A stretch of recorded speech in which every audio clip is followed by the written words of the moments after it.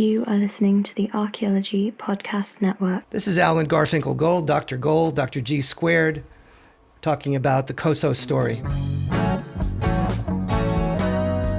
This is episode 242 for the 30th of August, 2017.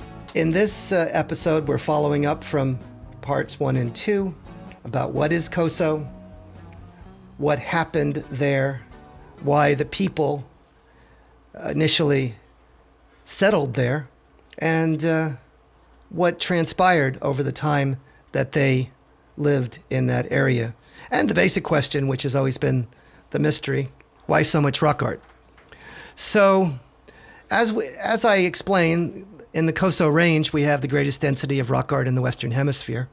So there's lots of it. It's in a very small area, 100 square miles. 50% of it is bighorn sheep or naturalistic elements. And it appears that there was this amazing fluorescence of rock art, but it did not continue past about AD 1000 to AD 1300.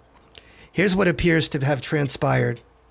The Coso people, first of all, appeared to, when they had their bow and arrows and used dogs to hunt, they appeared to depress the numbers of sheep and impact their vitality, and in fact hunted them out to a great extent. Their numbers were depleted to a great extent. Now, on top of that, what happened after the bow and arrow was introduced is that Coso obsidian was no longer in demand. They didn't need vast quantities of this volcanic glass. They only needed small little sherds for those smaller arrow points. It diminished in size rather dramatically, and they could take the old remnants of the volcanic glass that exists from the reduction that had been done previously and just use those. So we didn't need these massive blocks of obsidian, these rough outs, these things we call bifaces. And so the trade almost instantaneously dropped after the introduction of the bow and arrow. This network is supported by our listeners. You can become a supporting member by going to arcpodnet.com/members and signing up. As a supporting member, you have access to high-quality downloads of each show and a discount at our future online store, and access to show hosts on a members-only Slack team. For professional members, we'll have training shows and other special content offered throughout the year. Once again, go to arcpodnet.com/members to support the network and get some great extras and swag in the process. That's arcpodnet.com/members. Now, on top of that, the area just to the north of the Cosos was the highest population density, the greatest density of people anywhere in the entire Great Basin. The Owens River was there. It was a rather resource-abundant area.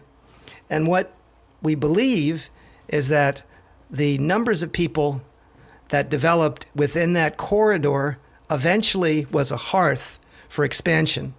And they call them the Numic or Numic people, and they eventually spread throughout the entire Great Basin. So about AD 500, AD 600, as their numbers were great, and they were moving and emigrating from the Owens Valley into the rest of the area, they moved into the Cosos, and there was resource conflicts. So, in other words, they were trying to vie for the same economic resources or complementary parts of the landscape.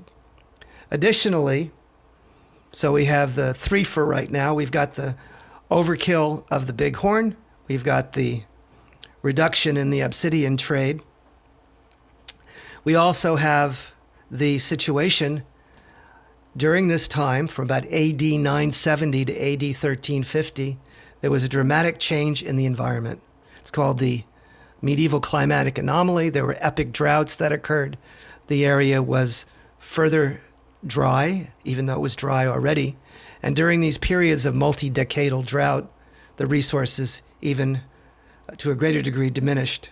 Well, what we see is a dramatic depletion or abandonment of the area, and you see that in the archaeological record. When you compare the Coso volcanic field in terms of its archaeological record, you find that it's very different from the areas surrounding it, and that if you look towards the time-sensitive material culture, you will see that this last period of prehistory, in fact, is one of diminishment and of abandonment. And that was the end of the Coso people. I call it the Coso collapse or the perfect storm. Thank you.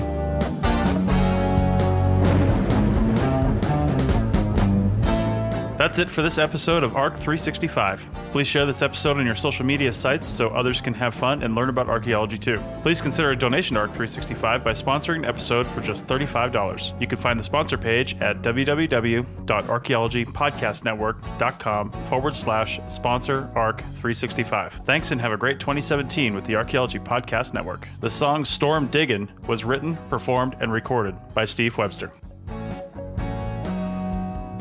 This show is produced by Chris Webster and Tristan Boyle, and was edited by Chris Webster. This has been a presentation of the Archaeology Podcast Network. Visit us on the web for show notes and other podcasts at www.archaeologypodcastnetwork.com. Contact us at chris@archaeologypodcastnetwork.com.